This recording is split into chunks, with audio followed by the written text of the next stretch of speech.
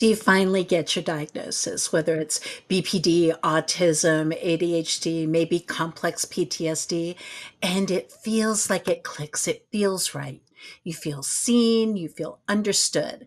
There's a name for all the stuff that's been going on for years.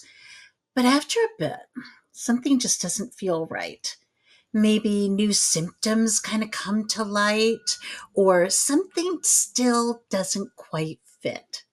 So now what? Was that diagnosis wrong? Or is there something more to the story? I want to be clear from the very beginning. Diagnosis matters. For many people, it can feel like oxygen. It can take years, sometimes decades, to hear a mental health professional say to you, "You are not imagining this, and here's the name for it."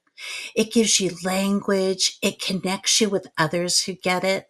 It can open the door to therapy, the right form of treatment. It can open the door to support and accommodations. So, no, this is not an anti diagnosis video.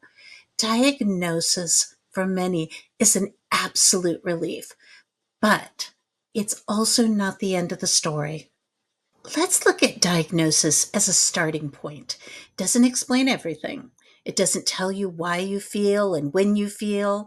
It doesn't always guide what actually helps. It doesn't show exactly how you personally experience emotion or stress or connection. You can have three different people with the same diagnosis, say borderline personality disorder, and each one will need a somewhat different path to healing. You can't just send them to a pre recorded therapy session and they'll all get better because diagnosis isn't identity and it's not your destiny. Diagnoses are patterns and they're created by committees and debated in conference room and revised over time, and they're shaped by culture and bias. We want to look at them as tools, often helpful tools, but still just tools. Here's a tension a lot of folks feel. They say, "Oh, I've got this diagnosis. I finally understand what's going on. And now I don't know what to do with it." And maybe you get a recommendation to DBT or CBT.